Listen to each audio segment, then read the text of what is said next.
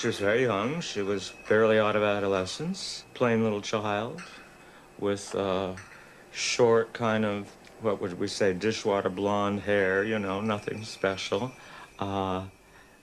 She had a doll that was probably 2 feet long, little girl doll, you know, a little dress and so forth, stuck onto her arm. Looked just like the most innocent child in the world.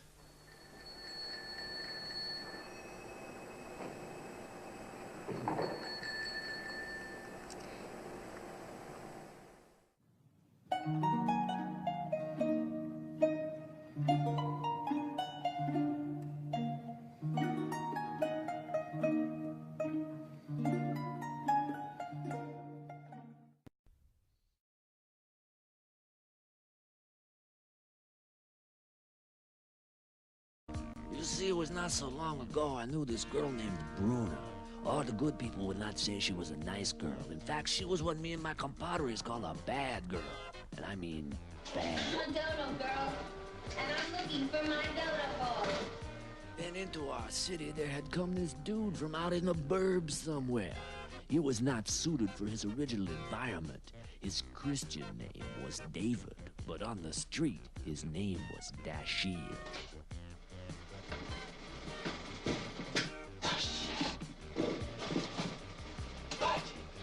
Goodbye. Tashira!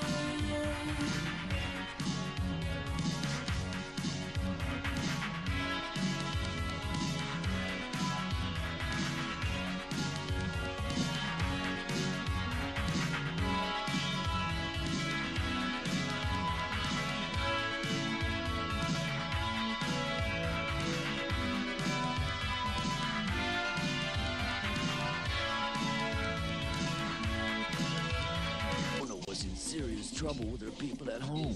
Can you believe that asshole? Fucking dickface. I mean, really. What has he got that I haven't got?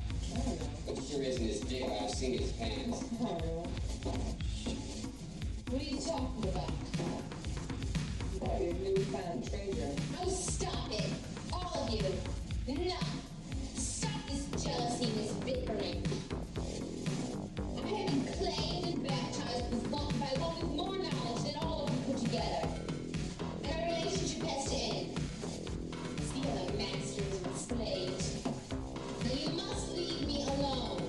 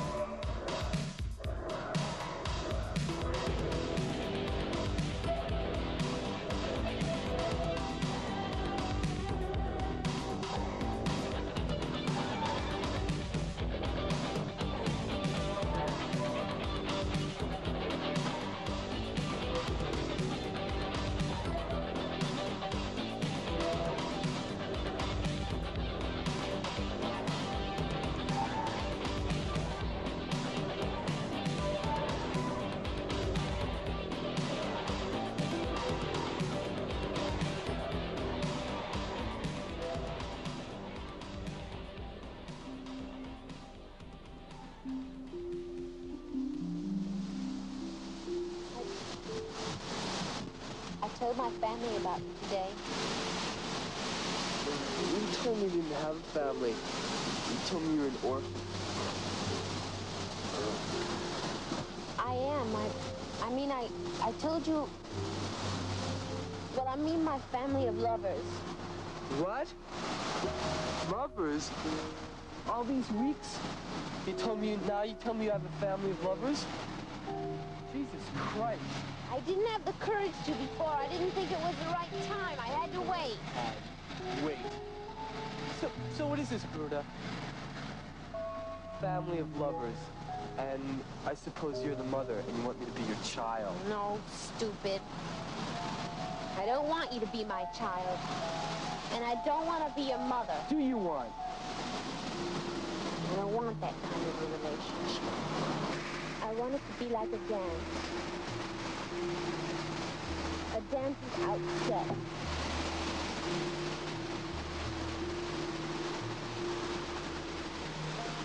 You were a dancer when I first met you. You were spinning, turning under the water. I remember watching you. And you make me forget that you're a little witch. Well, what did you tell them, Bruda? What did you tell your lovers? I told them that I was in love with you. And what did they say? They were heartbroken. And then they were really jealous. Just jealous. Couldn't believe it. I mean, they've made themselves slaves to me. They idolize me. They adore me and they depend on me. But now we're all enslaved to each other, I guess. We're all caught in this fucking vacuum of dominance and submission. We can't get out of it. It's really sick now. I can't stand being with him anymore. Do you think for once that any lover of mine could be tame? It's not possible. Right now they're like irritating hornets, and they want to sting. And that's why I'm scared. I don't want to lose you.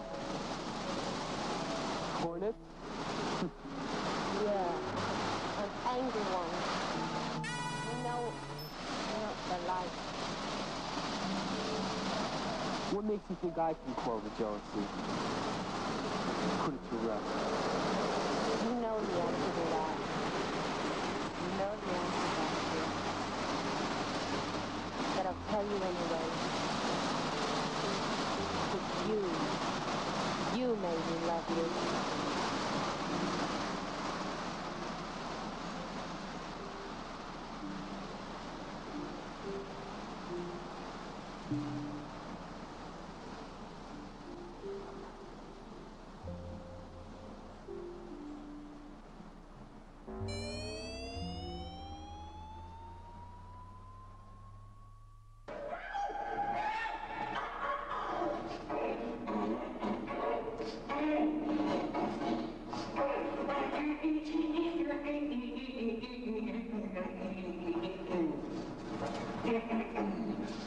When I met you, we blessed with water, and now I see your passion's fire. You're my screaming, screaming, screaming, screaming, screaming, screaming, screaming, demon lover. You're my screaming, screaming, screaming, screaming, screaming, screaming, screaming, demon lover. The polished walk, you miss your soul, to seek attention, to gain control. You are for sale, but never sold. Your shirt's unbuttoned, but still no show. You're my screaming, screaming, screaming, screaming, screaming, screaming, screaming demon lover.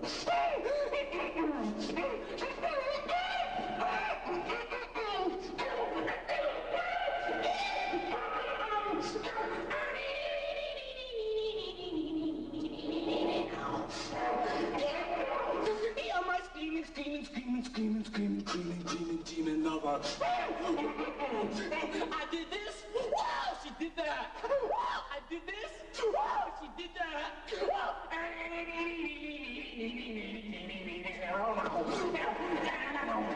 I did this. Oh, she did that.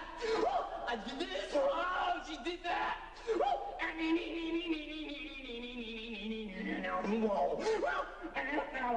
You won't refuse, you won't forget. She'll make you wait, she'll make you fret. She'll make you cream, she'll make you sweat. She's my screaming, screaming, screaming, screaming, screaming, screaming, demon, demon lover.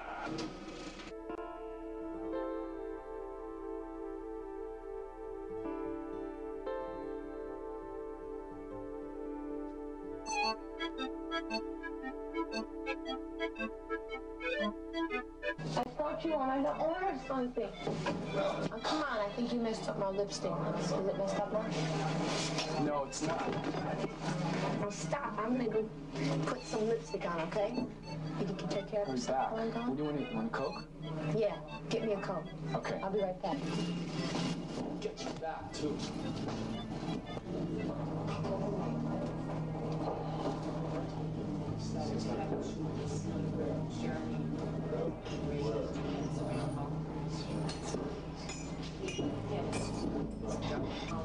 All right.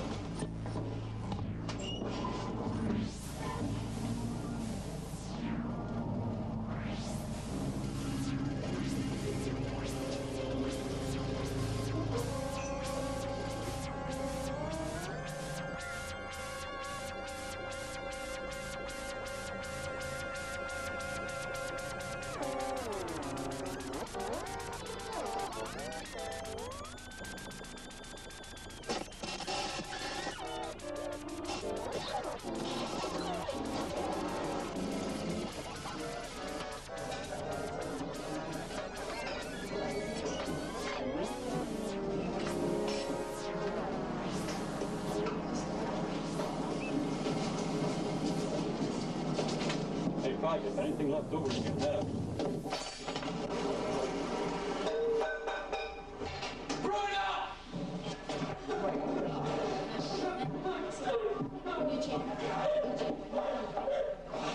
Paul's gonna pay for this. Here. Somebody take that down. Put that on there. Put that on the floor. What's happening? You alright? What happened? Just help me put her down. Somebody help me. Get him! Would you get him? He's out the door! Oh, no, please don't!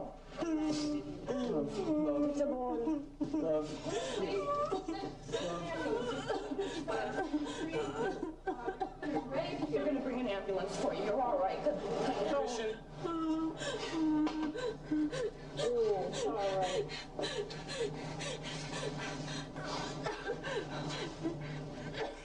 Can I do anything else for you? Oh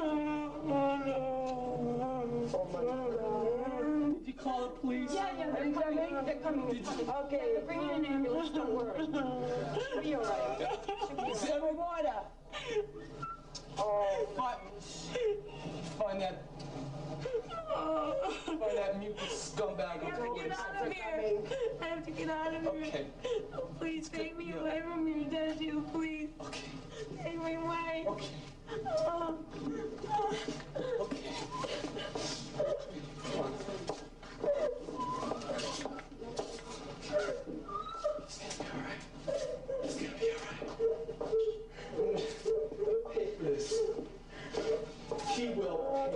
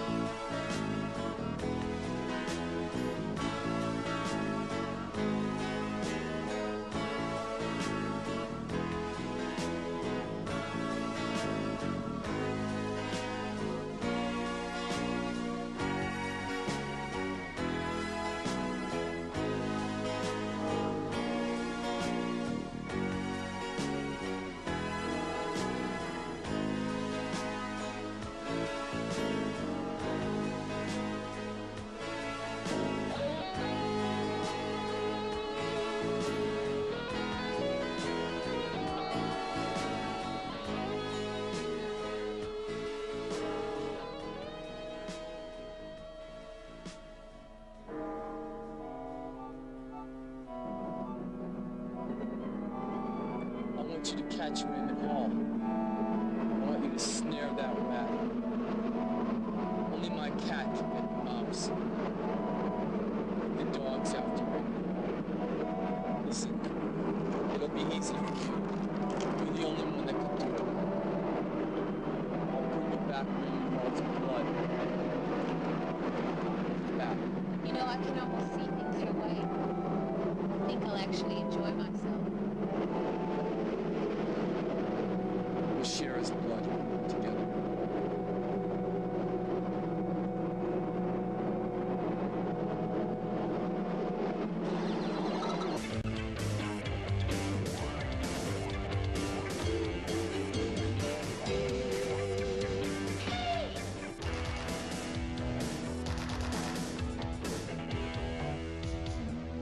All right, you guys. You know what we're here for. You know who we're looking for. He's scummier than any scum could be, so you can't miss the guy. He's worse than any of these people walking around on the street here. That's hard to believe. Well, it's true. Believe me. Describe him. The worst you could ever imagine. He'll make your stomach turn. What does he do? Jacks off. His life is a 24-hour jack-off. He doesn't even need his help anymore. He's so starving and hungry for some real passion and excitement. He doesn't exist in his life. He doesn't need his hands to beat off anymore. He's been with every hooker on 42nd Street. Don't touch him, whatever you do. You'll have herpes all over your body. You'll have anal warts.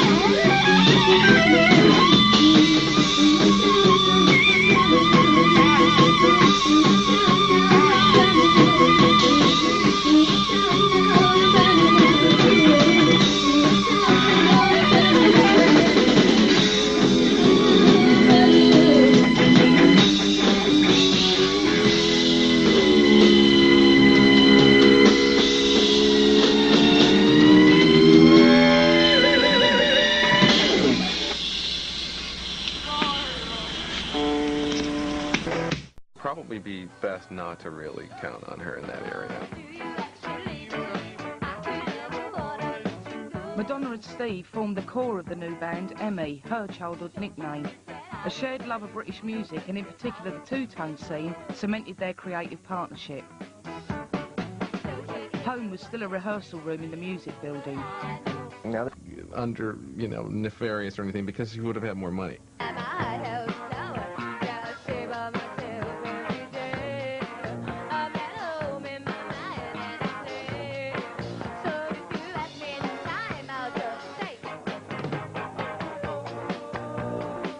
Madonna began to develop her own songwriting, laying bare her own emotions and relationships in the lyrics for songs like Hothouse Flower.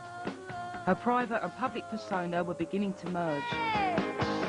Shut the fuck up! Hi, Madonna. I'm from Detroit, and I'm 21. In Florida? Right, doing a tour in Florida. Traveling around with my crew of dancers. How many of you are there? There's 3 other dancers. And what kind of, I mean, I know it's hard to describe, but... What, the dancing? Well, I sing my well, I have 24 track songs that I sing live to. So the music sounds a lot like the record, and I choreograph like scenarios for each of the songs. And they pretty much dance behind me, and then when I'm not singing, I kind of join in with them. What kind of scenario? Well, it depends on, like, if the song's like, like I have this song that's like out on the radio right now. It's called Everybody, and it's about getting people to dance and lose their inhibitions. So I like taunt my dancers and get them to get up and do different things on their own. And then if it's a love song, it's kind of like, you know, we're relating to each other in a flirtatious kind of way. So I don't know, just kind of create simple little things to go along with music. Okay. I don't think this is going to work out. Yeah, me neither. You don't? Look, Danny, you play games and I play games. We're both just too good at it. You didn't expect anything real to happen between us, did you? So we're just going to give this up. Is that what you're talking about? You said it wasn't going to work out. Think your speech. Yeah, so where were you last night? You're supposed to meet me at 7 o'clock. I waited 45 minutes in the library. You did? Man, see what I mean? You asked me out to see how long I'd wait for you when you wouldn't show up. That's not true. I had a rehearsal over my Yeah, cousin. sure. You can ask You her. had a rehearsal the night we went to the movies, remember? You canceled it, remember? Oh, it's different. Look, Danny, let's just make like 2 ships to pass the night, okay? Not okay. Carol, remember that night we went to the movies? Yeah, vaguely. I know. It's like a dream.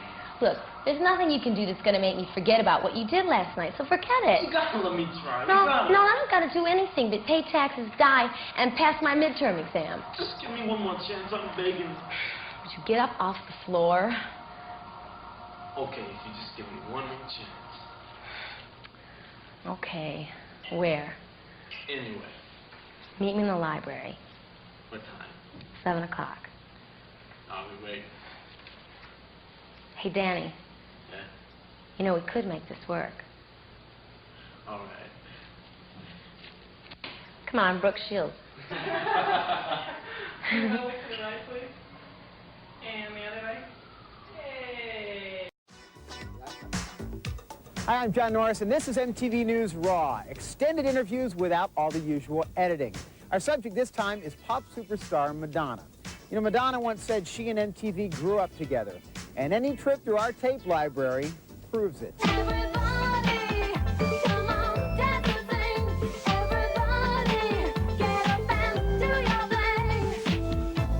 We're here outside the old club Danceteria, which doesn't look much like a disco these days, but in any case, it's where Madonna first made her mark as a club performer. MTV News recently uncovered 2 early interviews with Madonna from May of 1984, just as she was hitting big with her first top 10 hit, Borderline. Mark Goodman here this afternoon for JJ. I lucked out. Madonna has decided to drop by, and if JJ were on the air, he'd be doing this one. Oh, How are you this afternoon? I'm very well. We've been seeing, actually, a couple of your videos here for a while. And people may not be aware that although you were born in Detroit, you're a New York resident now, but you wound up going to England to get your first big acceptance. Why do you think? Well, actually, I went to Paris. Oh. And why did I go there? Is that you're gonna? That was, I was going to ask why you thought you had to go to Europe first. And I didn't think why? I had to. It's just that when I first came to New York, I was a dancer, and a French record label offered me a recording contract, and I had to go to Paris to do it. So I went there, and that's how I really got in the music business, but I didn't like what I was doing when I got there, so I left, and I never did a record there. You're real influenced by fashion. Fashion is important to you. Do you have fashion influences? Let's say, I don't know, maybe Vivienne Westwood. Yeah, well, she's one of my favorite designers, actually. Is she really? World's End. That's a great store in England. Yeah. Great clothing shop. Whenever I go to England, that's where I buy all my clothes. Design, are you the designer of your look, your hairstyle, the clothing? Oh, yeah. Do you think someone else could come up with this?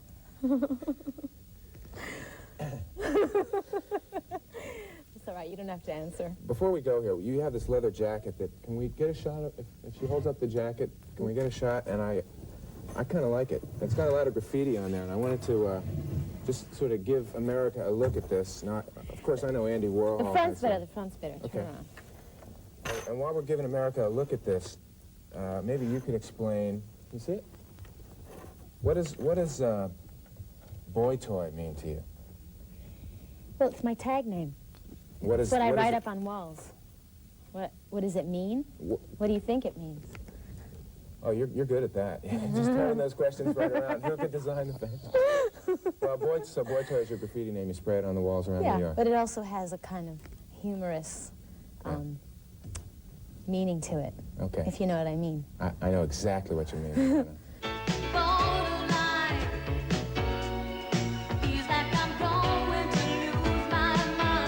You're a relatively new face on MTV to us. Yes. 2 videos now under your belt, and I must say that they're doing quite well. Yeah, Borderline's doing really well. A surprise at all to you? Well, I knew the second video would do really well. I know it's really good. So I had faith in it already, but I'm glad that it is doing as well as it is doing. Well, it was sort of surprising, and I'm glad. It was a good surprise. What are the next video plans for you then? Well, do you have I'm any at this working point? on an album right now with Nile Rodgers, and I hope to release the first single from it the first week of June. And I'll do a video to that, yeah. And how long have you been working on the album? For the last almost 2 months. It's almost finished. Wow. What's it been like working with Nile? Really great. He's a genius. I have to say, yeah. Did you contact him? Yeah, actually, well, my record company did. But as soon as we met, we hit it off really well and thought it would be a great union, so. And it seems to have been. Yeah, it's going to be great. How has he helped you out over other people that have produced you in the past? We just have a really good chemistry, and he understands my musicality. He's a trained musician, and I'm not really, and I don't know musical terminology. He can just read my mind, so. Do you think he really knows how to work with a vocalist per se, then? Yeah, well, he's very sensitive. I think he could work with anyone that's good. You're also working on a new record now with Nile Rodgers, aren't you? Right, I just finished it. Oh, it's completed? Yeah, it's done. Oh, great. When is it going to be out? It'll be out in June, as soon as Borderline fizzles out. Oh, please. No, I'm really excited about it. Wait, you don't want to say that you want your song to fizzle out on MTV, do you? No, I just want to put something new out. Okay. You can't do that till the other stuff isn't interesting anymore. In the summer of 1984, while riding high on the charts with Lucky Star, Madonna's own star was rapidly on the rise. MTV News caught up with her here at the New York Hilton on a new music seminar panel with the likes of George Clinton, John Oates, Africa Bambaataa, Fred Schneider of the B-52s, Lou Reed, Peter Wolf, and the godfather of soul himself, James Brown. Well, it was a real thrill to be sitting with some artists who I really respect and admire. James Brown, George Clinton, so on and so forth. And in addition to that, I felt like I had something to share with a lot of other people who are aspiring recording artists if they had any questions about what they can look forward to or any advice I could give them, before, on getting a record contract. So I think I had a valid contribution to make. Videos might have a limited audience in one sense, but on the other hand, you could be reaching a lot of people that would never be able to come and see you live. So I think that they're definitely an advantage. I think And kids only, I'm sorry, but, kids today worship the television. So I think it's a great way to reach them. I sort of resent the fact that a kid grows up, you know, listening to the radio and listening to the great music, you know, legacy of music that we have, and dreams about playing the guitar or playing the drums, and all of a sudden has to be an actor. To me, that makes absolutely no sense at all. If someone wants to be, that's great, but as far as I'm concerned, you know, I always wanted to be a musician, and, you know, to me, that's still my purpose. Yeah, but listen, when you perform on stage, you're acting. I mean, that's a performance. So if someone puts a camera on you, what's the difference? You're acting right now. My definition of new music is something that's, you know, fresh and reflecting of, you know, the times, the politics, the fashion, the energy, something new. You know, something that's applicable to what's happening in the world today. How do you think your music fits into new music? Well, to start off with, a lot of people thought that I was a black artist before they saw my videos, because a lot of my music is more R&B oriented, and I think that I'm a white artist doing R&B music, getting played on pop stations, and I think that that is the kind of records I make is really changing people's ideas of, you know, splitting up, you know, categorizing music, and I think that's opening up ways for black and white artists as well. So. Well, now that I'm successful, I have a million more things to worry about. Before, I was just basically interested in my survival, like what I was going to eat and what I was going to wear when it got cold outside and where I was going to live. But now I have to worry about who's ripping me off, and is my accountant paying all my bills, and is my lawyer making all those deals for me, and, you know, boring and mundane things like that. Things I don't want to worry about. And I have to invest my money, or I'm going to be taxed, or, you know, and I have to find a place, and I have to do this, and I have to do that, and I have to pay everyone, and I have to hire people to make sure that everybody's doing all those things, and ugh. Well, the new album is a lot more grown up than the first album. It's a lot more well-rounded, style-wise. I have 2 ballads on it, and I've never recorded a ballad before, and it's not, my first album was termed a dance record, you know, everything was up-tempo dance music, but this one is a lot of different kinds of sounds. There's some old stuff that sounds like old Motown, there's some really high energy, you know, stuff that maybe sounds more English, more techno, there's a lot of synthesizers, so I think it just shows my growth as a singer and a songwriter. I chose to work with Nile Rodgers because I think that he's a genius, and I wanted to work with a genius on my record. And I think that he embodies a lot of different styles that I think my music embodies. He's very close to the black sound, funk. I mean, the stuff he did with Chic and Sister Sledge and Diana Ross is phenomenal. But he's also made a lot of great pop records with David Bowie and Duran Duran, so, and In Excess, so I thought he'd be a great person for me to work with. And he's a great musician and arranger. What made you come to New York?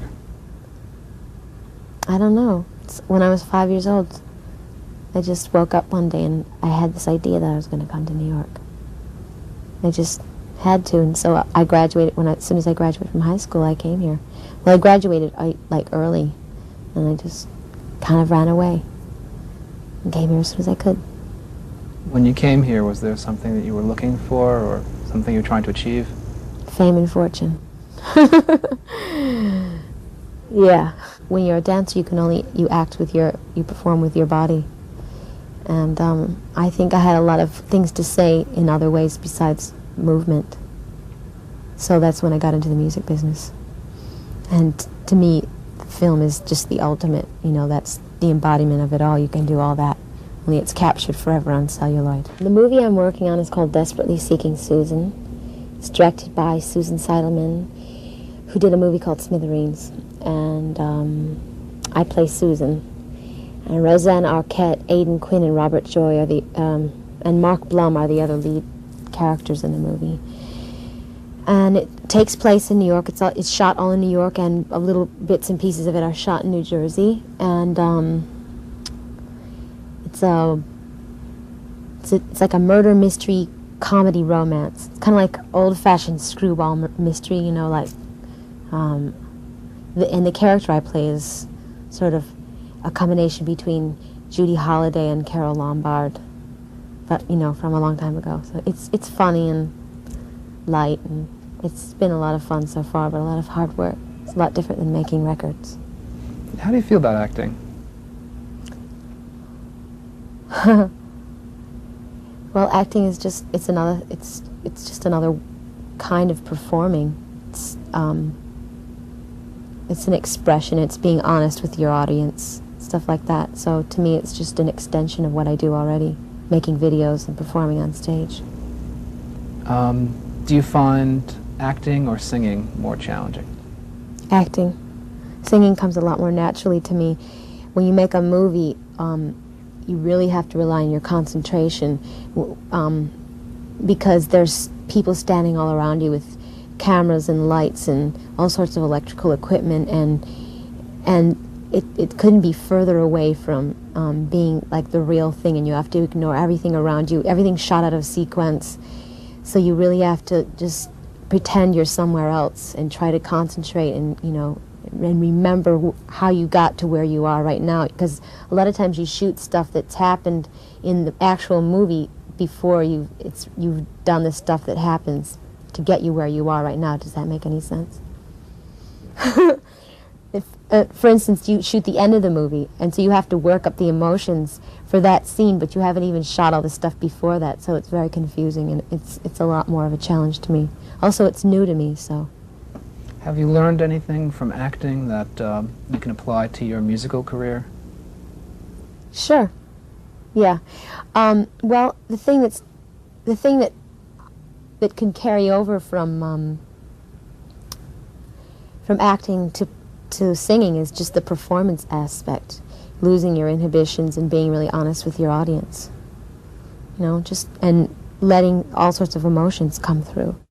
I don't think that I'm using sex to sell myself. I think that I'm a very sexual person, and that comes through in my performing. And if that's what gets people to buy my records, then that's fine. But I don't think of it consciously, well, I'm going to be sexy to get people interested in me.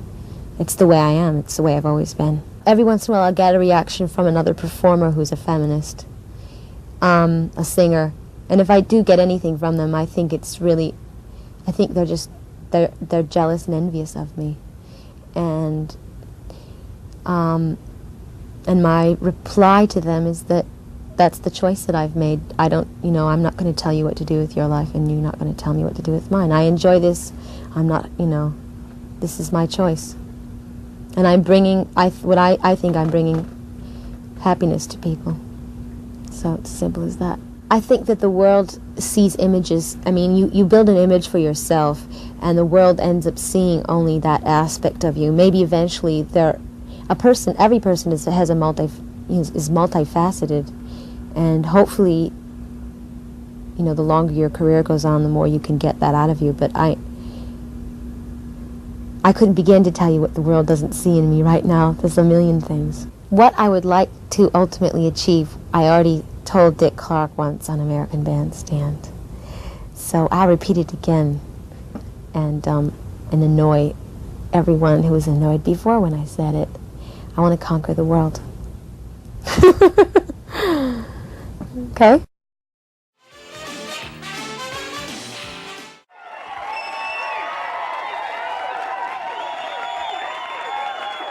Welcome. Hi. We have waited a while for you to get here. This is a real treat for everybody. Now, for goodness sake, let us have a...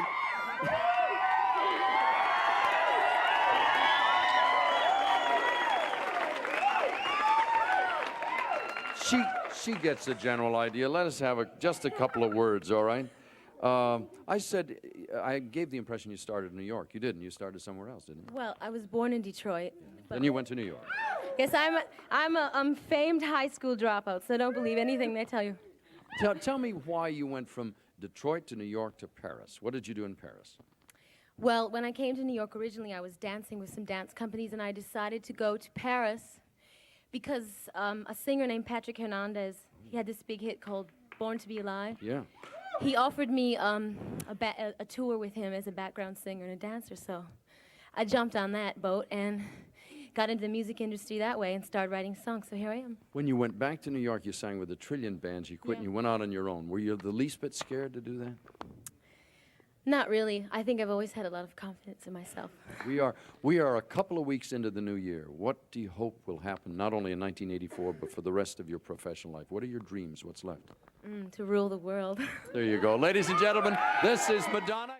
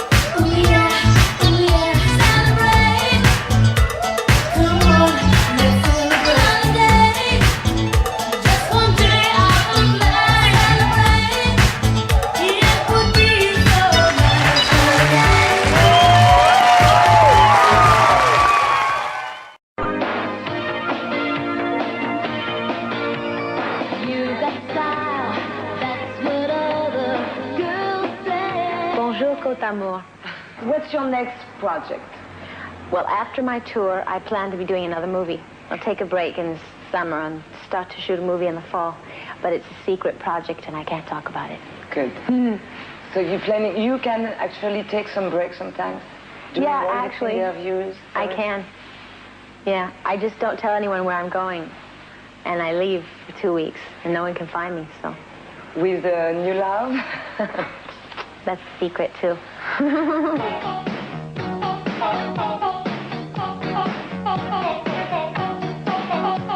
Okay, what other country do you want to explore, and Well, I haven't been to Australia yet, and I want to go there, and I know I have to go there to do a tour. So what's going to happen is I'm going to go back to Europe, and I'm going to go to England and France and Germany, and then I'm going to go over to Japan and cut down to Australia. So aren't you afraid they're going to put you in a Mad Max movie? No. I wish. I would love to be in a movie. Nah. No, that wouldn't be possible. You like the feeling of being recognized in the street and things like that? It depends on my mood. Sometimes it's really fun and flattering when people come up to you, but there are times when fans can be very rude to you, and they feel because that you're a public image that they know you personally, and they can come up to you and kiss you or touch you or ask you for your phone number or walk you to your door, and it's a little bit alarming. And then after a while, my boyfriend doesn't want to go out with me because he never gets to be alone with me. People are always bothering me. But what if he's famous himself? There might be a chance there. Then we never go out. Then we stay home and watch TV all the time. Great. I'm going to weigh about 10 more pounds when I leave the store.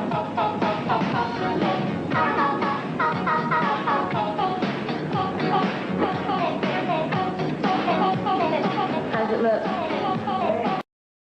Sex symbol, you know, Madonna being a sex symbol. I knew that would happen to me. Oh yeah? Yeah, before I even, got really successful. Because I'm sexual, that's why. And I'm a girl, and that's the way it goes. Yeah. I have been to Hollywood, and I did learn something there that I want to show you. Can I show you what I learned? Well, I learned the Hollywood smile. Yeah. See, it goes something like this.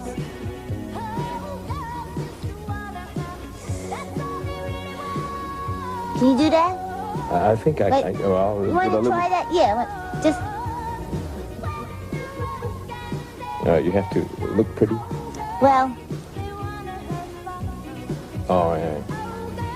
Here, the man is pointing at it. 買い出したゲストもいます。With the rebel yell, Motohashi, in the midnight hour, Motohashi, Motohashi. Along together, I tell you, I need you so much. I love you, my darling. Can you tell?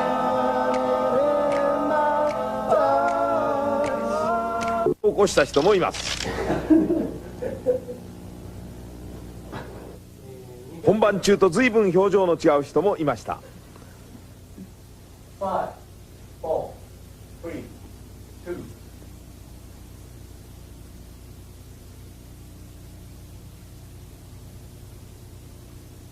2. Tell us what kind of girl you are when you're when you're not working. Jingle all the way. Oh, what fun it is to ride. Any more? Hi, I'm Brian Adams. Merry Christmas and a Happy New Year from me and my band, and from Canada to everybody out there watching on this wonderful occasion. Have a great New Year from Best Hits, America. Did I do it wrong? Yeah.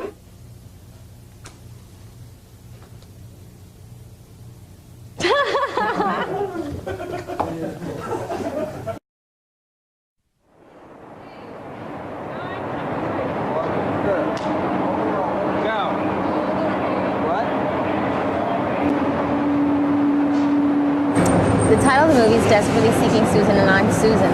I play a very free-spirited, adventurous femme fatale who basically is irresponsible and spends most of her time living off of other people's good graces and charming everyone and breaking people's hearts and causing lots of trouble. But everyone likes her because she represents fun and adventure. And so Madonna, a musical superstar, has established a second career in film. I've been working on getting to where I am right now for years and years and years. It didn't just happen overnight for me. I ultimately wanted to do film. That was my ultimate goal, but I plan to continue a career in music as well. and do more movies too. Of course, a successful multi-talent like her can demand more. I hope to. I've already written the title track, and I'm just waiting to get a clearance from Orion, the movie company. And I've written some other songs for other scenes too, but no one's really, I don't think anyone's really paying that much attention to the soundtrack right now. But if there is a chance to have a title track album, I definitely want to be involved in it. Madonna found little difference between starring in music videos and starring in feature films. There's all the same complications in waiting around with setting up lights and, location work and waiting and waiting and waiting and doing take after take. It's all the same, except that in a video you keep the film is it's kept within the confines of a 3.5-minute pop song, so it's kind of like doing a silent movie. Madonna seems willing to make the necessary sacrifices for music and film stardom. I don't think about it too much. I know what you're going to say, but that's the price you pay for success, and that's what being commercial is all about, And you can dance for inspiration. Come on, come on, come on. I'm waiting. Get into the groove, boy, you got to prove you're to me. Yeah. Get up on your feet, yeah, step to the beat. Boy, what will it be? Music can be such a revelation. Dancing around, you feel the sweet sensation. We might be lovers if the rhythm's right. I hope this feeling never ends tonight. Only when I'm dancing can I feel this free. At night I lock the doors where no one else can see. I'm tired of dancing here all by myself. Tonight I'm gonna dance with someone else. Get into the groove, boy, you got to prove you're to me.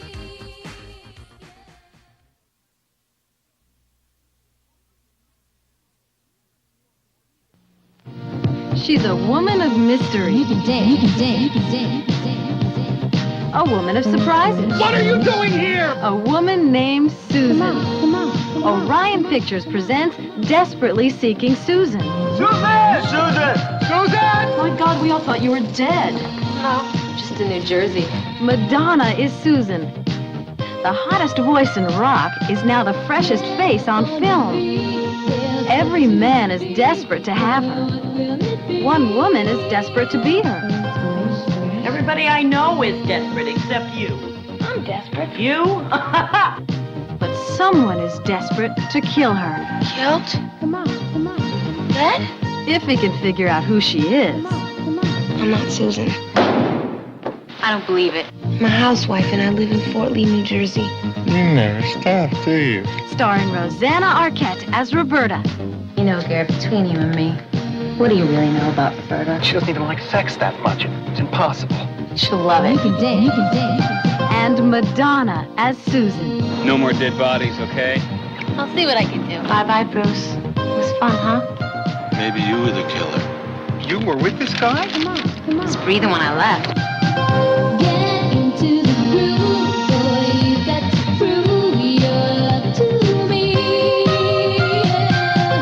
Get up on your feet, yeah, step to the beat. Boy, what will it be? Got a quarter? Wanna play? Desperately Seeking Susan. A life so crazy it takes two women to live it.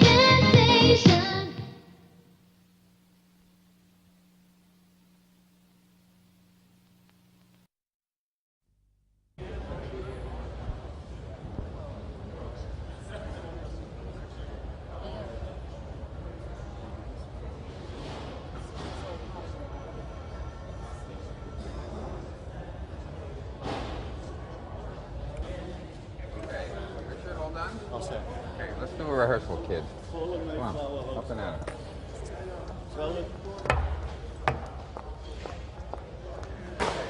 Let's do it with Madonna. Rolling. You remember where you're going to start the match? Speed. We're rolling. Thanks. 11, take 2. Marker. Good. And action.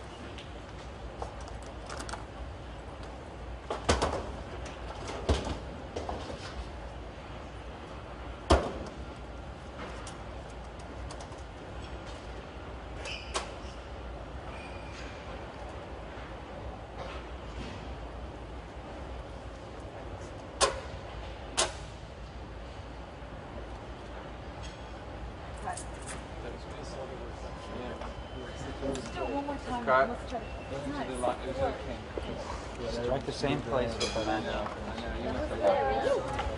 Marker. Action.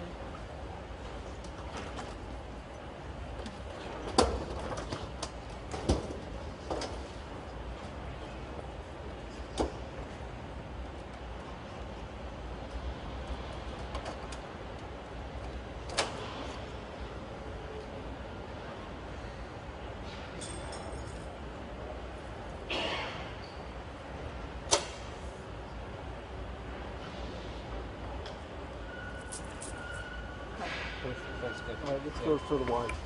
Ready, Francis? Yeah. We are rolling. Speed. 11, take 4. Marker. And action.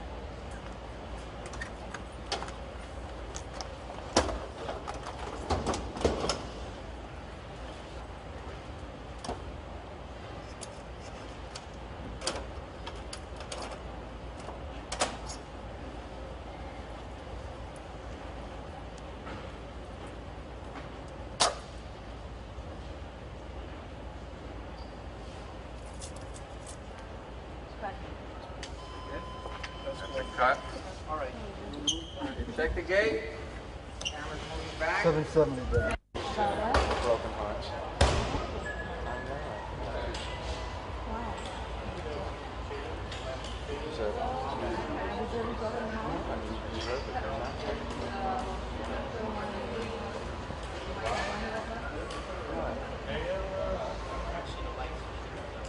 You turn that light on some of the color here? If they're here, they're all kind of smooth. I'll start with my hand here. None of these.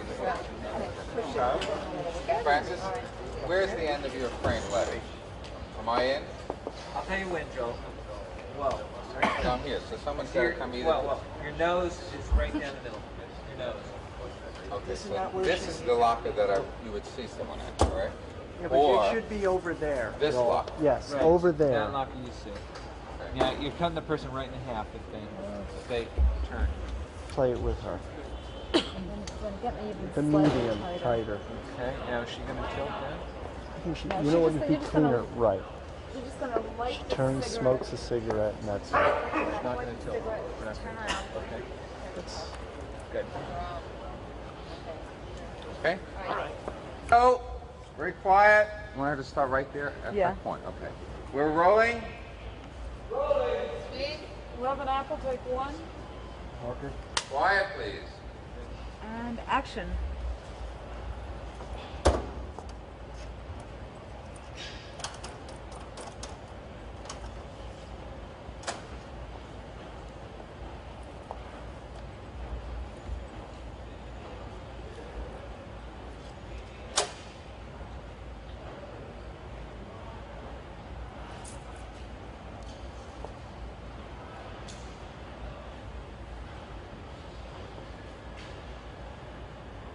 Cut.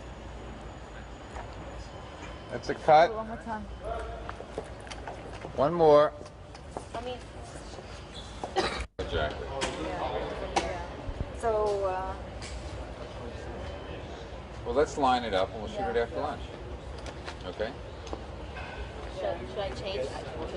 yeah, what's the other one? 25 minutes. The other one is I come back with the skirt on and I put the crowbar. That's different everything too. Let's do 29 next. What, So which Why thing is not? that? The boots and the Bustier. bustier. After Love Saves the Day. Yeah. Okay. And you don't necessarily have to have this, but you.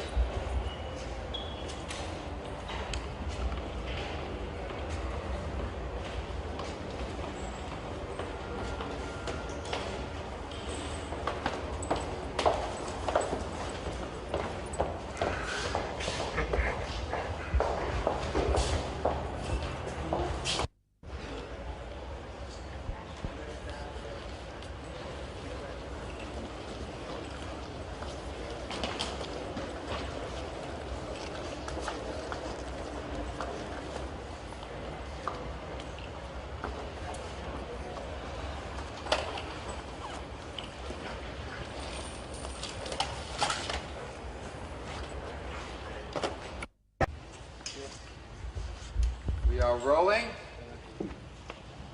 B, 44 Baker, take We're rolling. Hold it. Margaret. I'll hold it. and action. I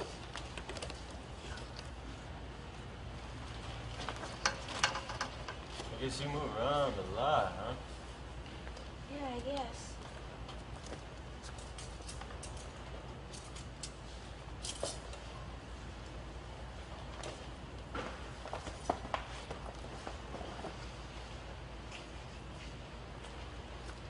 So this stuff does look familiar, right? Well, it's not completely unfamiliar. Cut. It's a cut. Once again, stand by. Ira, give me the other variation quickly. Right hand opens the lid. Right hand.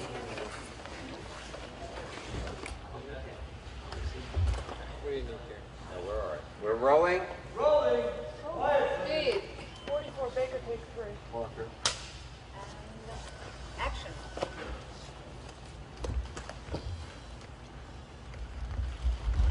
You sure do move around a lot, huh? Yeah, I guess.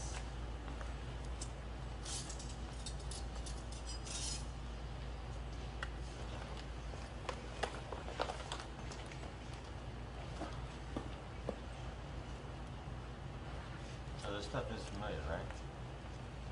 Well, it's not completely unfamiliar. Cut. Just a cut. Good one. Let's go around to Check the gate. Aiden, close up. Camera moves. No, no, no. Objection. My daughter was working today, so I didn't get no phone. I realized that show was bringing more food. Oh, okay, fine. Thank you.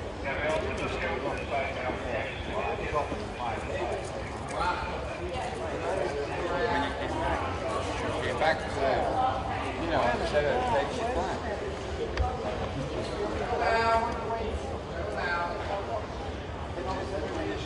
That's not. That's taking you back. Sorry, guys. Darn. Yeah. You feel for it. Yeah, right. You gotta continue.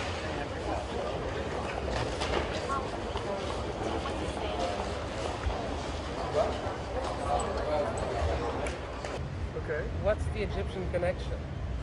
Well, there's sort of a crime that has to do with ancient Egyptian artifacts, sort of a crime plot that weaves its way throughout the movie. And this is the ending of that crime plot. Takes place in what's supposed to be the Egyptian embassy, but it's really the Knights of Pythias Hall. Why Susan? Why Susan? What? Why the name Susan? Actually, it's funny. The name Susan was in the script when I got it. It was called Desperately Seeking Susan, and when I read the script, I thought, you know, I'm very superstitious, so I thought that maybe it would be a good idea to get involved in this project with a title like that. But it's also a theme that I liked a lot. The woman who wrote it, Leora Barish, it's not based on this movie, but it was inspired by the movie Celine and Julie Go Boating, you know, the Jacques Rivette movie. And she had seen that movie years ago, and it always sort of stayed with her a bit. And the idea of these two women who sort of both have active imaginations and share an adventure. It's what it's about. You're shooting a lot in the streets. Yeah. How is it? I mean, it's not insulting. You're not exactly Miss Gigantic. No, I'm not. It's not a problem. I'm used to shooting in the streets. I wouldn't know, I'd feel more awkward shooting in a studio, actually, because all my earlier films were shot in the streets, and I don't think you could buy the kind of atmosphere that you get just naturally on a New York street, especially downtown. Now, Smithereens was shown in Cannes. Mm-hmm. How was the aftermath of Cannes? Well, it's funny, the year after Cannes, I spent the entire year traveling. I mean, with the film as it opened in different countries, in Europe, Australia, Hong Kong, Egypt, I went to. And then after that year, I sort of thought, well, what next? What am I supposed to do next? And I read a bunch of scripts, a lot that I really didn't like. And then finally, last year sometime, this script came along, and it was the first script that I thought, had my name on it. You know, that it felt like something I'd feel very comfortable doing, and that I thought I could add my style or my sensibility to the material. I guess we're excited that they're getting this money.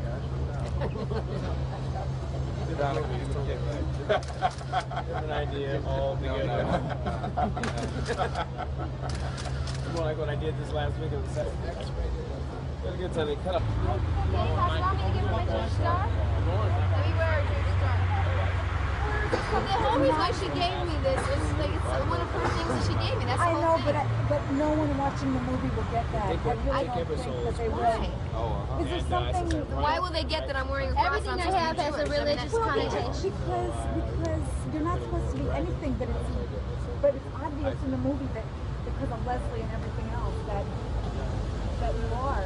Yeah, but see, that's what I'm innocently giving her a piece of my jewelry. no I'm one not saw a that on the devout film. Catholic. That's not why I'm wearing all these. I know that, but no one saw that in the film. not? You know, no She's one a saw Jew that for in the film, Jesus. and I think it's. Well, my jewelry. Okay, well, I need something too. We'll have to figure this out. I mean, what does it matter?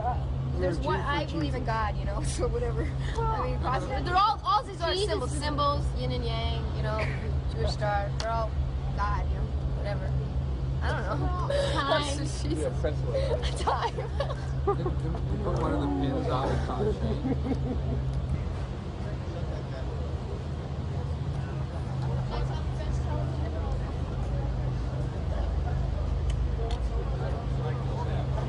Okay.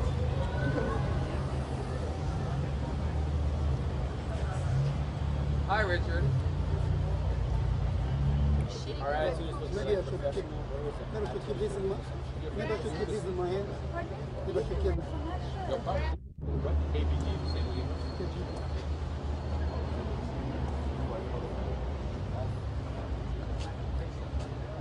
Mitch.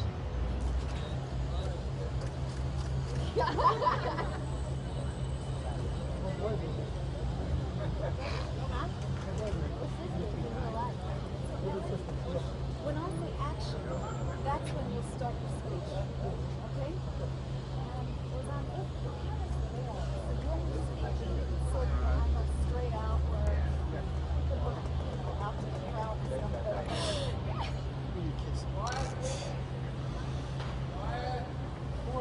Oh, I get it. You're reporters. I was like, damn, there's a lot of people with cameras right now. They are. You got two top-notch recorders in the city.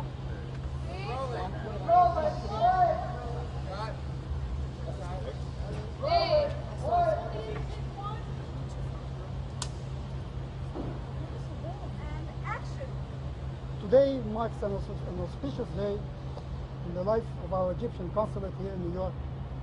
A day when Egyptians and Americans alike can be proud of the cooperation between our two countries.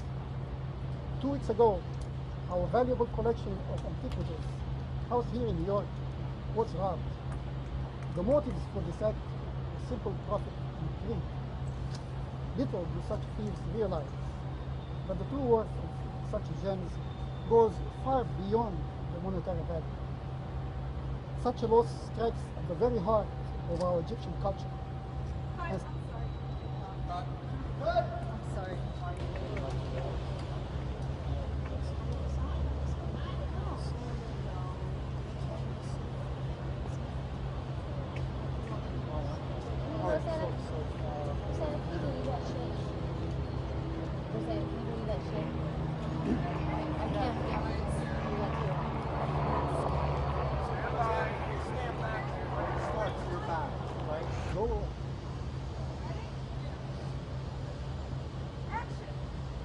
Today marks an auspicious day in the life of our Egyptian consulate here in New York.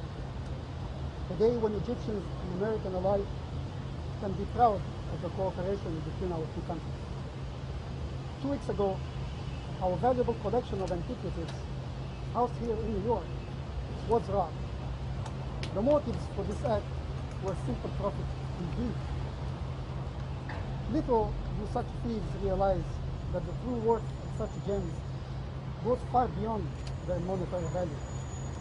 Such a loss strikes at the heart of our Egyptian culture and steals from us our most valuable possession, our rich and honorable history. But now that the gems have been restored to their proper place, it gives me great pleasure to reward these two American women who surely represent the very best America has to offer. I'm pleased to present them with this check as a token of our great appreciation. Thank you. Thanks. Yeah. All right. You deserve it.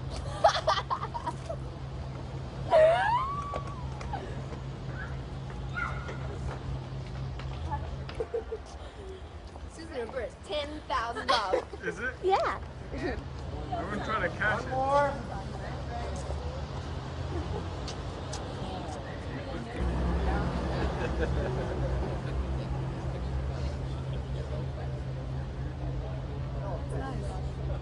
This is the one where it goes straight from the motives of this act is simple, proper, and brief, and how the gems have been restored to the proper place. It is a great pleasure.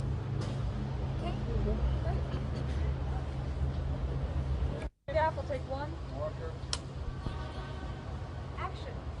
I am pleased to present them this check as a token of our appreciation. Thank you. Flash. One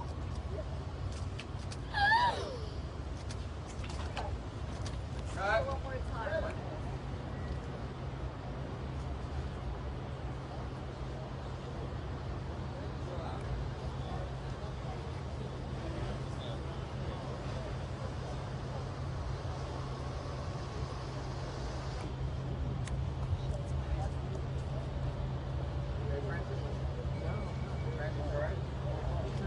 We're rolling. Rosanna, excuse me, Rosanna, was there hands folded? Mic up. 148 Apple, take two. And just smiling at the beginning because we're already laughing about the show.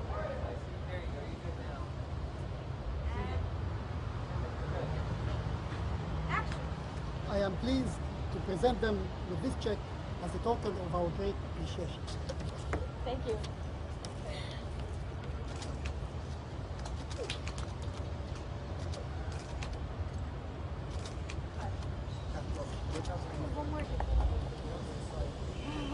Once again, stand by.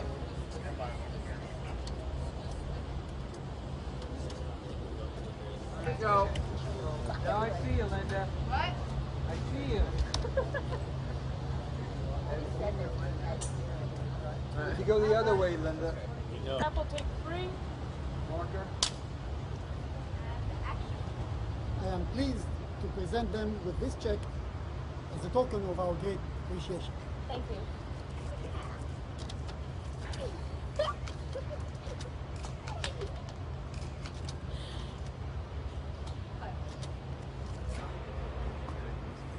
Here we go.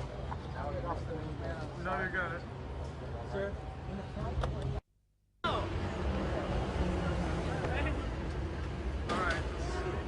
Where does the name come from? Madonna. When were I you was selected?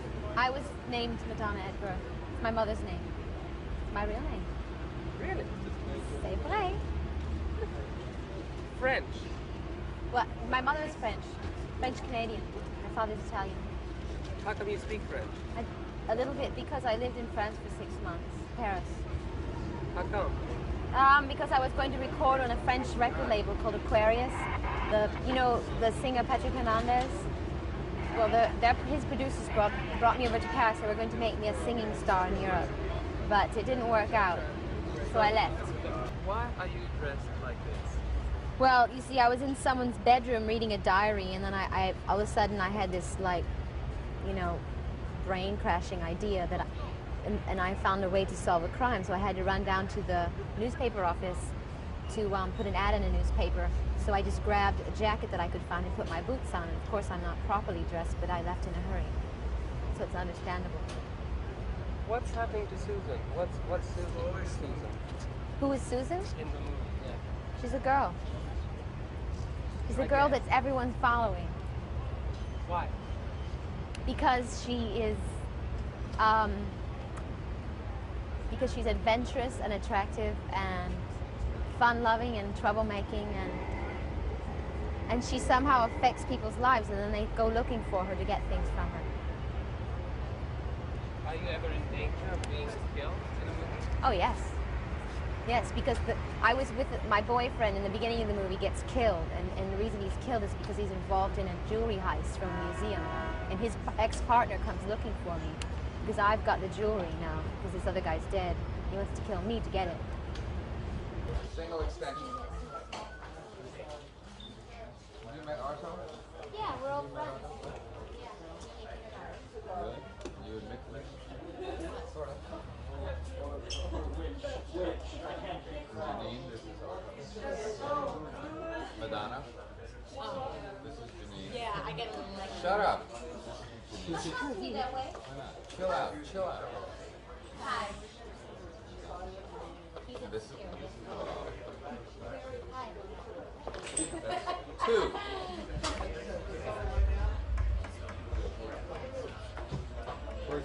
Look at Bill. Yeah, that's yeah.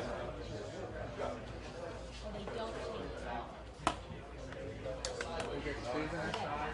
David? Susan?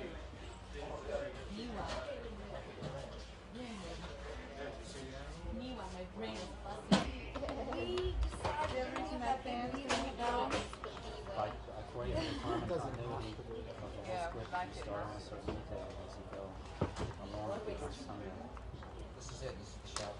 This is what you gotta do.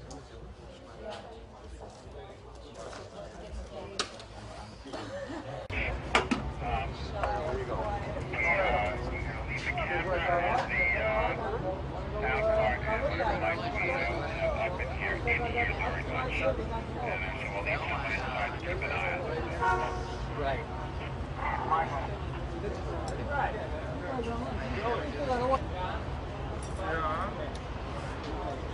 I'll be able to talk to you more in a couple of days.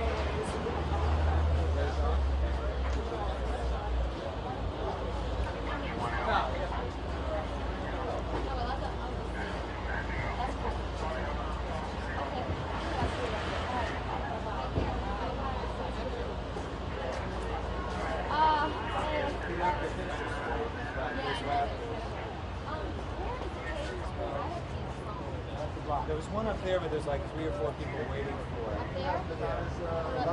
There's one probably at the other way. Yeah, she's in the old house. She writes for a lot of people.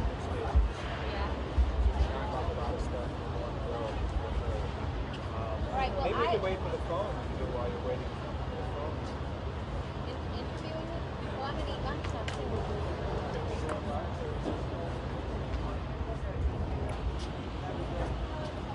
There's a phone on the corner there. What time is it? 1:30. I want to use the phone first.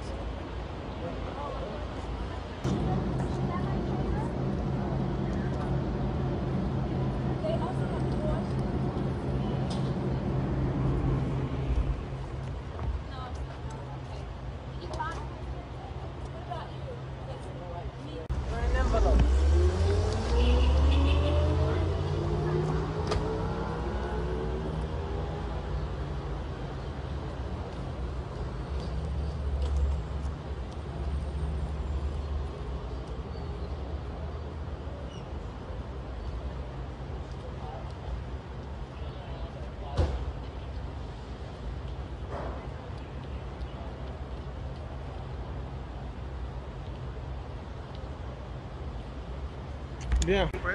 You're spilling water on yourself. Is making movies fun? Yes. It's everything. Making movies is, it's like asking me if life is fun. There's some great moments, there's some great things about it. I love doing it, but there's a lot of waiting around, a lot of frustration. But it's worth it. I'm glad I'm doing it. When you do a record, you're responsible for the whole thing. Yes. Not when you do a movie. How do you feel about that? Yeah, well, yeah, it's just like a video too. It's all about you. And when you're making a movie, everyone else is in control. That's scary. And you take more chances making a movie because there's so many other people involved in it. But in the end, if it comes out good, then the benefits are far greater. You must have had about 1 million propositions for this movie. Can you ask that again? Quiet, please. Ask that again. What? Ali, go ahead. Ask what again? You must have had 1 million propositions to make films. I'm glad you said make films. Yeah, well, yeah, I read a lot of scripts. A lot of really bad scripts. But what kind of thing did they offer you?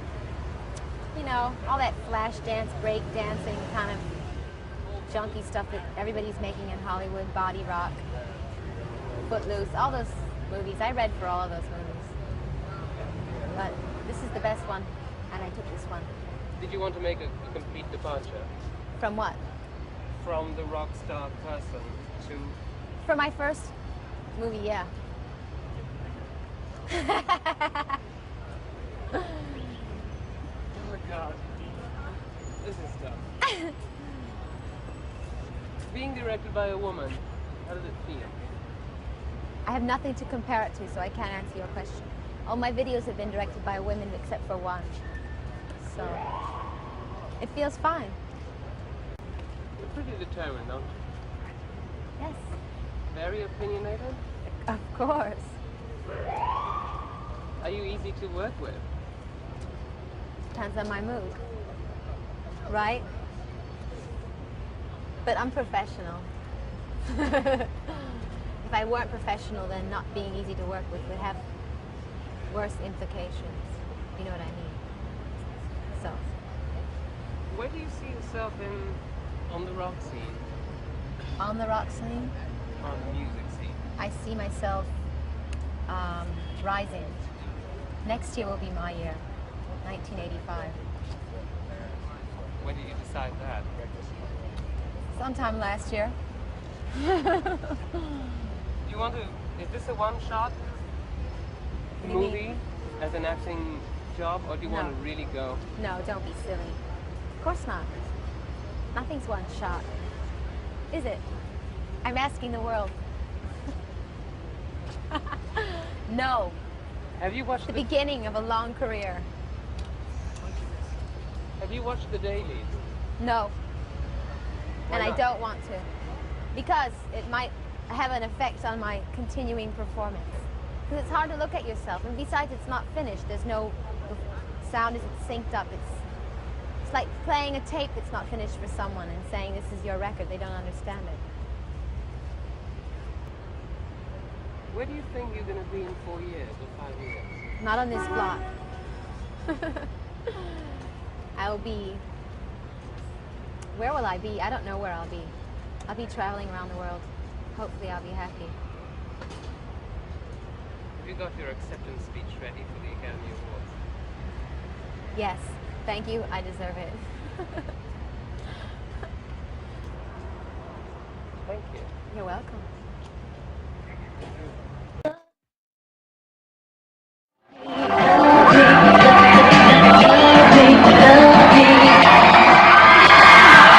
Succès oblige, après avoir assisté à la première de son film Le Century City de Los Angeles, Madonna a repris la route pour une grande tournée dont le coup d'envoi a été donné à San Diego.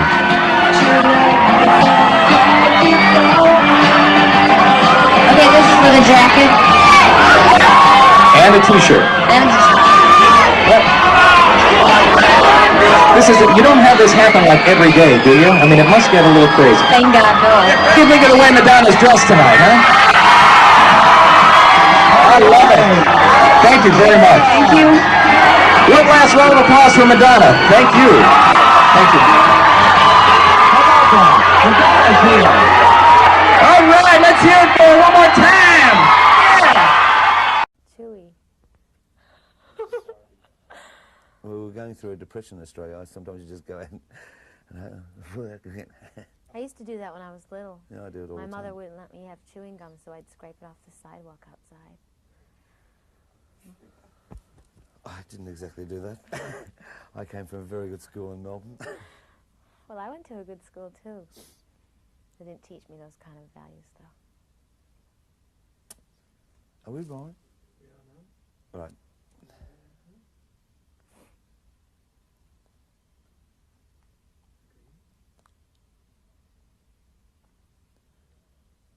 I don't know how to interview you because it starts with this biog, Who is Madonna? And is that from Warner Brothers? it sure is. And I'm over here in New York, basically on a holiday. Uh-huh. That's a good cue, don't you think? Yeah. Because Holiday is becoming a big hit in Australia, and there is this lady called Madonna. Now, we've had Cyndi Lauper, and you come from the same, around about the same area, don't you? No. No? She's from Brooklyn. I'm from Detroit. Right. That's probably why you speak a lot better. Thank you. No, I mean, nothing against Cyndi. But it's a hot single. So who is Madonna? Me. And where do you come from? Detroit. Right. And how did you start off? In the music business? Yeah. Well, it was kind of roundabout how I got in the music business. I came to New York to be a dancer, or I was a dancer, and I came to New York to dance in a company professionally. And I did that for a while, and then I got tired of it. And I wanted to sing as well, because everyone would hear me sing, and they'd say, oh, you have a great voice, you should do something. And so I decided to try and get into musical theater, where I would still be dancing, but then I, be singing live on stage. And I was going to auditions for that, and I went to an audition for a world tour for Patrick Hernandez. Have you ever heard of him? Born to Be Alive. Yeah.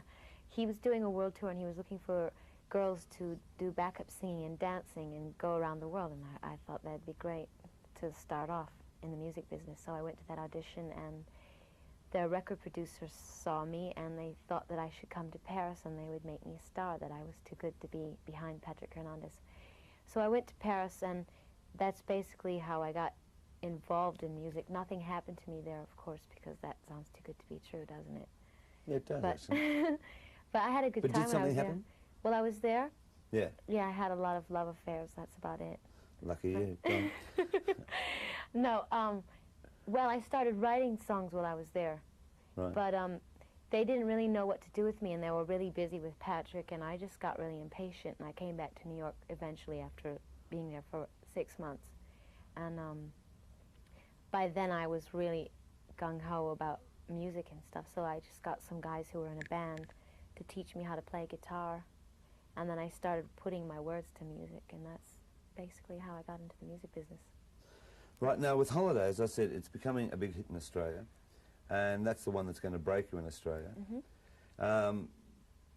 Reading the press coming from America and England and Europe, they describe you as the new the female Michael Jackson. Have you read that?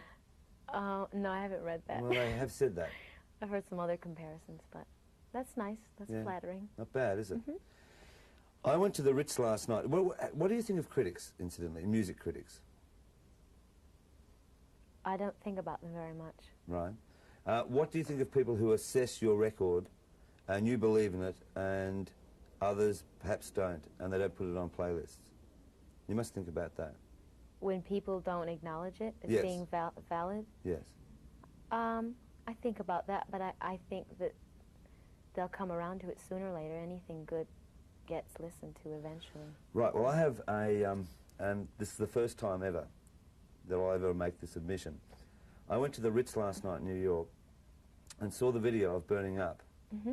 And it must have been at home, because it was released at home, and I know it was submitted. And somehow I, helping programming Countdown, never considered it. Last night, it won me more than Holiday.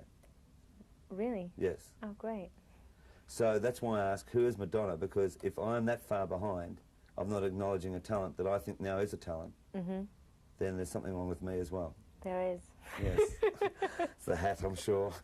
No, I like No, that. seriously, because, I mean, like, Holiday won me over, but suddenly I saw Burning Up last night, and everyone was dancing, and it was just crazy, and I suddenly thought, that's going to be a hit. Well, maybe you just needed more of a picture. I think that's how it was for a lot of people. Yeah. They saw the video. I mean, because when I'd made that video, a lot of people still weren't really sure who I was, and it didn't get played that much. Right. So I think people needed to hear more records from me and see more things from me, and then the whole picture sort of comes together.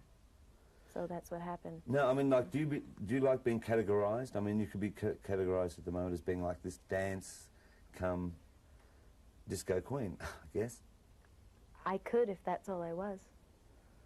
So what are you then? First question again. I'm a singer. And I'm a obviously performer. a songwriter as well. Yeah. Yeah? Hi, this is Madonna from New York, and I'd like to wish Countdown a very happy 10th anniversary. And if you play your cards right, well, videos, you'll have another 10 years.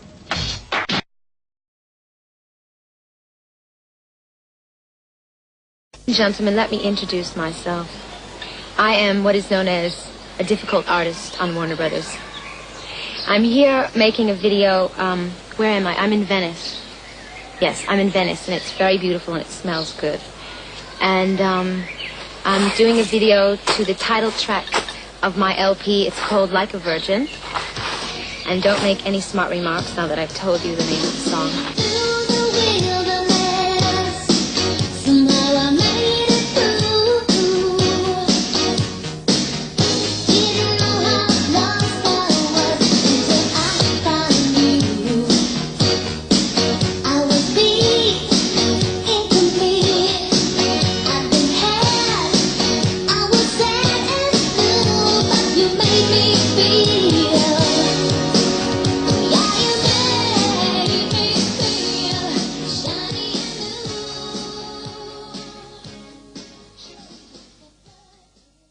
Okay, here we go, and we're rolling. Speed. And action.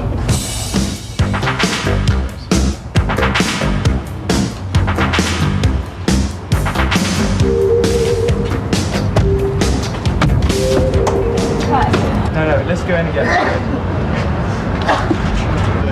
Wide please, here we go. And yeah, rolling. Speed. Everyone out of the show.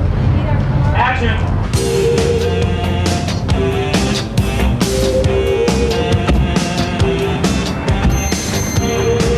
I tried not to open my legs. It's impossible. You want to dance? Carla, hey, how'd you find this place? Hell, how could you miss it?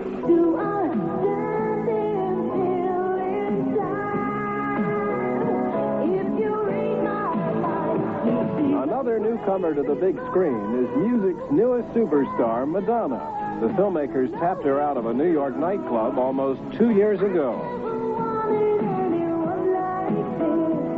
When we did the film, Madonna at that time represented an entertainer who was on her way up. When we first heard of her, she was playing clubs in New York, and basically, when we see Madonna in the film, she's playing a club that the kids come to. Madonna's appearance in Vision Quest opens up a whole new facet for this talented performer. I think it will be very important because it introduces me to the public as a singer and a songwriter and a performer and eventually an actress.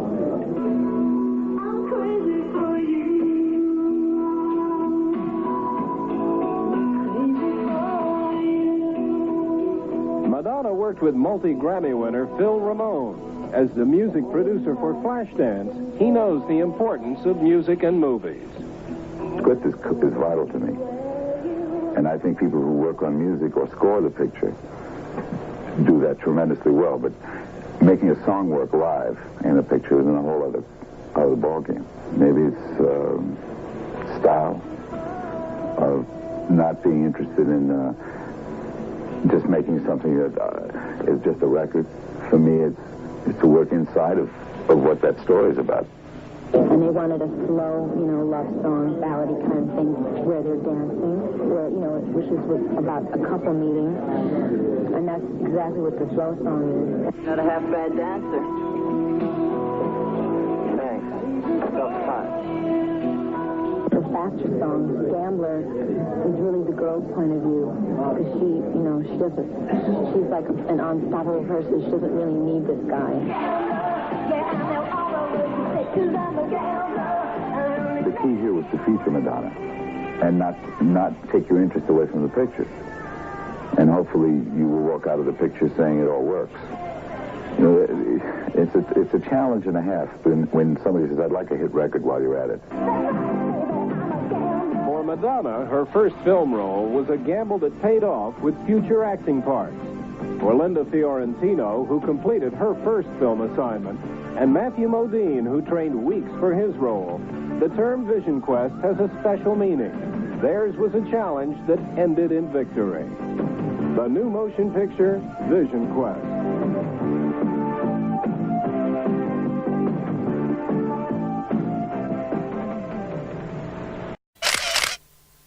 Being a person of many talents and going to many areas, right? If a person does a film, the normal person, right? Right. Even like, say, your husband, right? Mm-hmm. They don't have to worry about the MTV critics. They don't have to worry about the music critics. They don't have to worry about a multitude of things that you have to worry about. Even with Desperately Seeking Susan, you know? Yeah. In other words, what I'm trying to say is, the fact that you've done a film, all those critics are going to have a say. Yes. One way or another. Yeah, well, everybody, I mean, each art form comes with its own set of critics, so when I do a movie, I'm going to have critics as far as the public goes. I'm going to have all the people who are already interested in me and in a musical way. They're going to be my critics with the film, and now that I've done a film, people, you know what I mean, it's sort of crossover, so the more I do, the more I sort of drag along with me, you know. You know, Sean's going to be judged on the merit of his acting alone. If you know, everything that I do influences everything else that I do. So, I mean, like, how serious are you going into acting? As serious as I went into music and dance and everything else I've ever done. Something that I want to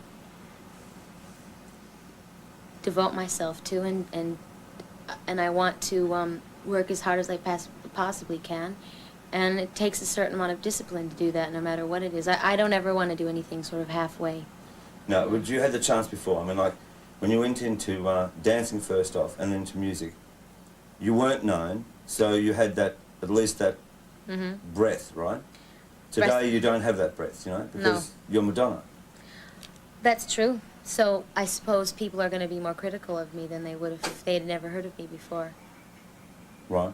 I mean, in one way I have a chance that someone else might not have because I'm already a known person in the music field. On the other hand, I'm up against a lot more criticism. The whole reason I got into this business is because I want to be near people and I want to communicate with people, and I don't want to have a separation. I don't want to hide from people, and that's why it upsets me when I can't walk around the street because the paparazzi bother me or whatever, because I like to be around people. I like to be near people. I don't want to be, I want to be approachable. Do you know what I mean? Yeah. I want people to see that I'm a human being with the same faults and the same problems and the same fears. I don't want to be this super elusive, you know, ethereal being that you can't really get to. I don't want that kind of mystery because I don't think it's real. And I think people grow tired of having to second guess you, and they grow tired of feeling like you don't really want to have anything to do with them as people. I don't think that I'm better than anybody else. So what's the dreams now? The same dreams. I mean, just because I made a great record and had a successful movie doesn't mean that's it. I want to do more great records and work in more successful movies. I just want to keep going. Okay, making this movie with the two of you and seeing you over a day of where I see the strength that it's Madonna, you know, and then seeing you with Sean of where he can really phase you. I mean, the love, you can see it, you know. What are you talking about? Well, I think that... This is personal stuff, right? Yeah, well, it sort of is, you know, that where another person can actually put Madonna second. In other words, I actually care about what somebody else thinks about me. Well, yeah, that's what happens when you're in love with somebody. You give up a certain part of yourself. You have to become selfless in a way, and that's the trade-off. You also get a certain kind of security that you don't have when you're not with somebody. Okay, going back to your family then. I mean, like, being brought up with a lot of brothers and sisters. You say that your mother was one of the most beautiful women that you'd ever seen. Obviously, your family were your family, you know. How important is the family to you then? It's very important. How will you fit it in? Whether it's the family that you actually grew up in or it's a family of friends, I think it's always important that you bond yourself with somebody, with a small group of people. I think you need that more than anything, because then whether you're a success or a failure doesn't really have, if things don't go right, you don't take it out on yourself, and you have friends to support you. And if things go great, you have them there to cheer you on, too. If you stripped away the Madonna character, what would there be? The person you're looking at.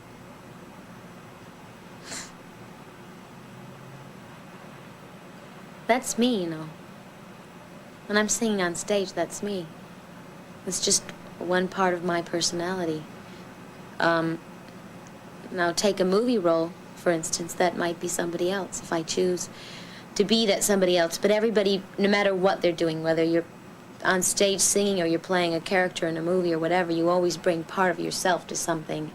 Nothing is completely you and nothing is completely devoid of you, or void of you or whatever. Yeah. What do you like doing most at the moment? Acting, dancing, or singing? Or recording, singing, recording? It's a secret. I can't tell anybody. If, the end of this, if Sean had to be away for a year on location to do a film, and you had to be back in a recording studio doing an album or a special, who would opt out?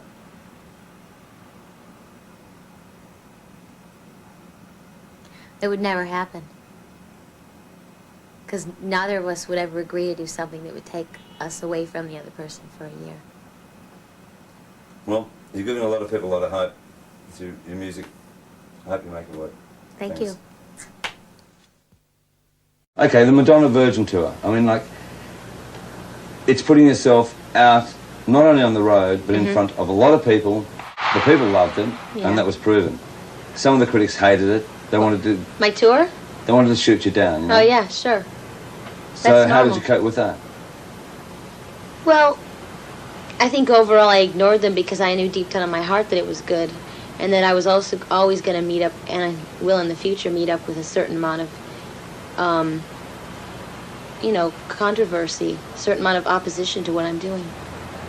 Okay, if you look at the video version, I mean the Virgin Tour video, it looks great, you know? Yeah.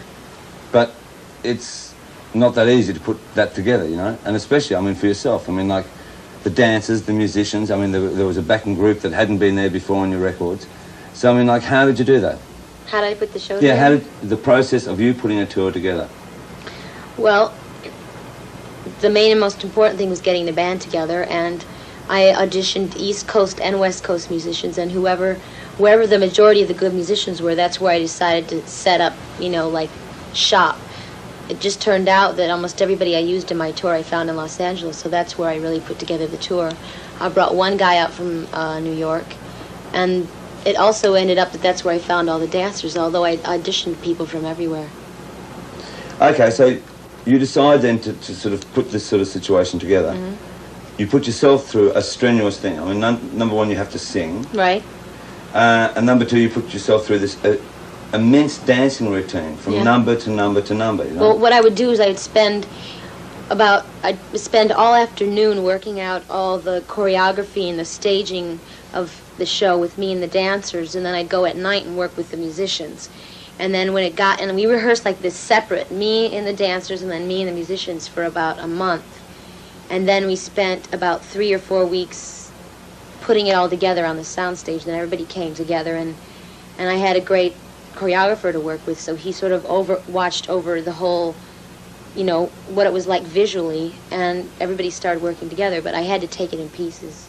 Okay, in 16 months, you've had 11 staggering hits.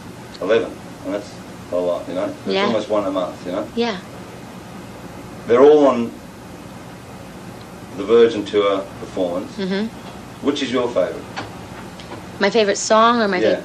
Your favourite song and then your favourite performance. Get Into the Groove. Get Into the Groove, to me, sort of encapsulated everything I'd done from the beginning of my musical career to where I was standing on the stage. And it also meant a lot to me that the guy that I wrote it with and the guy that produced the record with me had been Stephen Bray was somebody that I'd been with since my childhood. So he sort of came through it all the way with me, and that meant a lot to me. And it was also in the first movie I ever did. You know, I mean, dress me up. I mean, how did you feel? Dress you up. Dress me up. Right, go on. I mean, it's almost a climax in itself. It's not the climax to the show. You know? No, it's the first song in the show. Well, you gotta, when you start a show, you gotta come on strong, or you're not gonna hold them through the rest of the show. You gotta have a great beginning and a great middle and the best ending so that they don't forget you when they leave. So I'd say that Dress You Up was a great way to start it, and Material Girl was the way I ended it, and sort of the high point in the middle was like something like Gambler.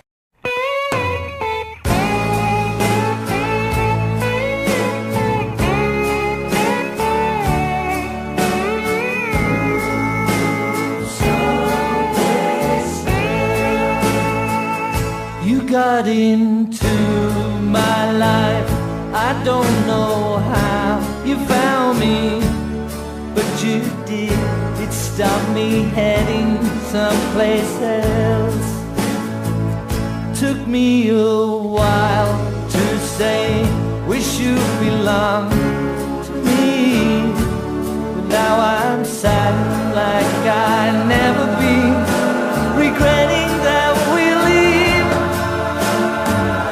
And for a while you could comfort me and hold me for some time. I need you now to be beside me, while all my world is so untidy. Loneliness, empty faces, wish I could leave them all in someplace else.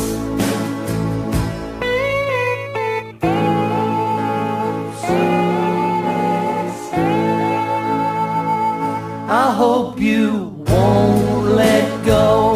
Maybe you let me know that you'll be saddened like you've never been, regretting that we leave. And for a while I could comfort you and hold you in my mind.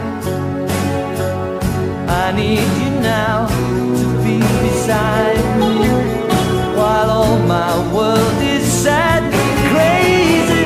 Loneliness, empty faces, wish I could leave them all in someplace else.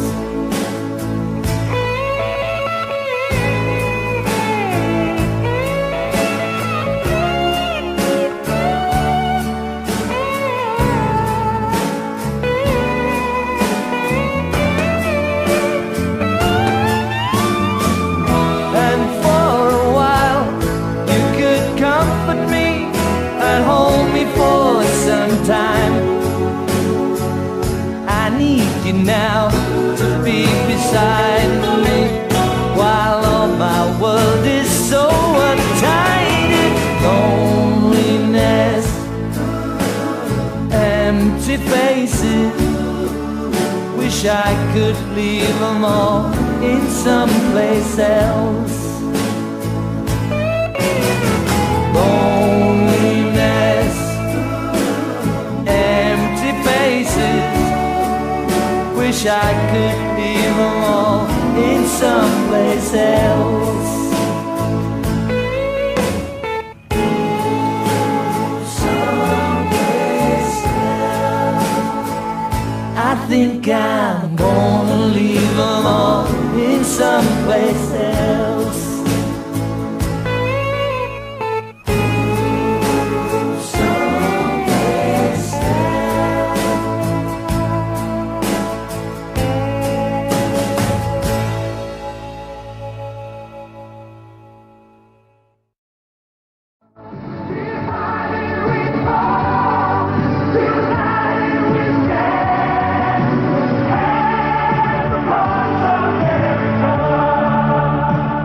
exclusive first look at the Hands Across America video. A rare chat with Sean Penn and Madonna, 2 private minutes with Judge Reinhold, and 4 public minutes with Masterpiece Theater. For Friday, April 18th, 1986, this is Entertainment Tonight.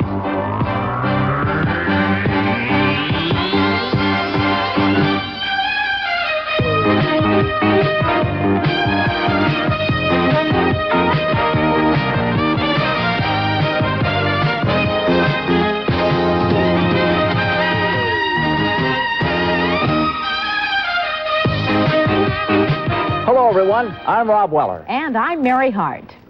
There was a movie premiere in Los Angeles last night, and the burning question was, would they or wouldn't they show up?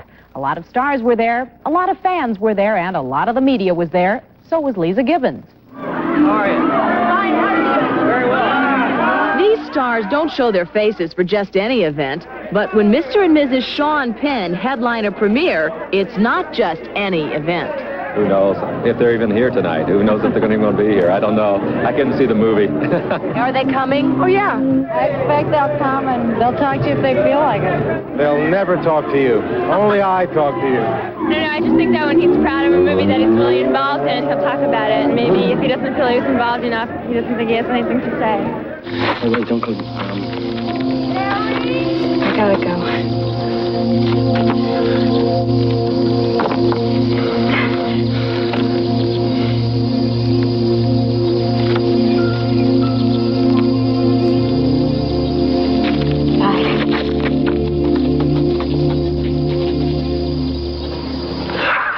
The couple is notoriously media shy, so even the announcement by a publicist that Sean Penn and his wife Madonna would make an appearance at the premiere was met with some skepticism. But they did show up.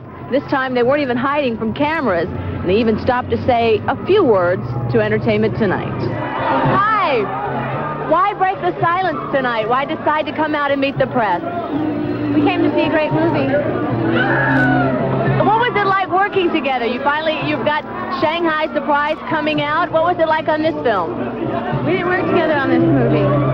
You were on the soundtrack. Yeah, it was fun. Did you feel, Sean, that you had more control over this film, more collaborative effort? I had a director who listened. You have said that you want to make giant commercial hits. Will this be one? Lisa Gibbons, Entertainment Tonight. Now, back on our shores, red-blooded American Madonna jumps 9 spots this week and knocks Stevie Nicks right off the countdown as she takes over the number 10 spot with Live to Tell from husband Sean Penn's new movie at close range. Madonna and Sean attended the premiere of the film together, where they were asked why lately it's been so hard for the press to get a hold of them. We've been busy working. That's a good answer. How's that movie going? Well, we finished shooting it, and hopefully it'll be as good as this movie. Now, the film they're talking about is Shanghai Surprise, co-starring Madonna and Sean Penn, and due out this August.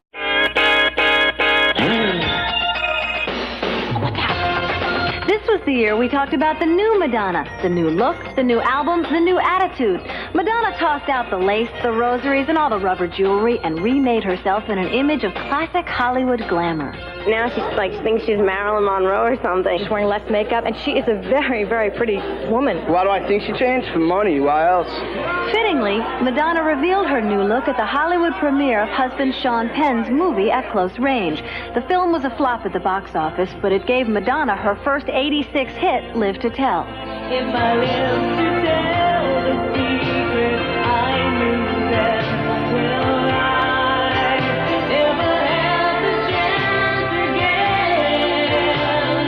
again. It was just one of 3 top 10 singles off True Blue, Madonna's triple platinum 3rd album. With Papa Don't Preach, her #1 song about teenage pregnancy, Madonna touched nerves as only she can, and the media jumped all over it. It celebrates life. It celebrates a teenager making a difficult decision. You want to have a baby or you get pregnant, you have to think of all the expense. Love is not everything. Madonna's always been really good, I think, for women's rights. I think she's always said that we can do whatever we want to do, and if we want to go out and have a child, well, let's have our parents' blessing. The song inspired parodies, answer records, and even a lawsuit. Meanwhile, Madonna's movie career suffered a broken step with Shanghai Surprise. Filming was punctuated with reports of Sean punching out photographers and the couple battling it out with each other. Once it was released, it did bad business and got even worse reviews. Wait. Oh. I'm sorry. And so are her fans. But that didn't stop the Material Woman. In September, she was honored at MTV's Video Music Awards. I don't know where I am. Is this New York? And she stayed in New York to make another movie, a comedy called Slammer. Trend of the year. It's got to be that day they played all those Madonna videos. Go ahead. Make my video. I dare you. Come on. When MTV and Madonna asked you to make her True Blue video, you knew it would be a contest like you'd never seen before. True Blue, baby, I love you. The winners, from nearly 1,000 contestants, were Cliff Guest and Angel Gracia. Madonna paid a royal visit to our studio and gave them a check and a proposition. You think you could make my next video for under $1,000? I mean, because if you can, we have some things to talk about. But Cliff and Angel didn't make Madonna's next video. Jean-Baptiste Mondino did. And they didn't take those in-the-nude pictures that Penthouse planned to publish as the year ended.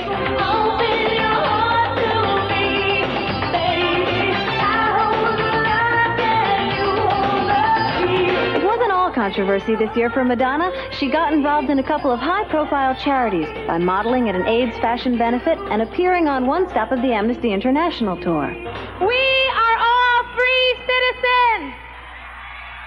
And it is our responsibility to share that freedom with the rest of the world. On stage, screen, and stereo, Madonna proved it time and again in '86. She's the biggest star we've got, and her fans love her for it. I love you too.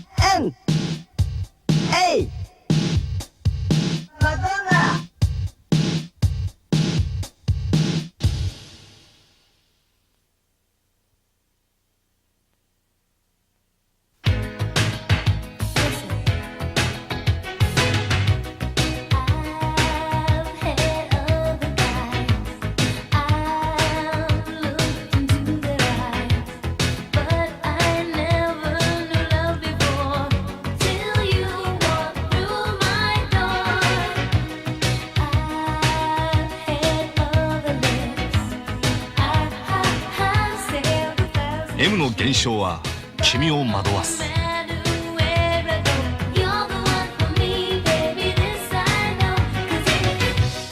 大画面で比べてほしい三菱の高画質。美しいビジュアルはデジタルファインでもっと刺激的になる。Beautiful。ハイファイビデオは三菱。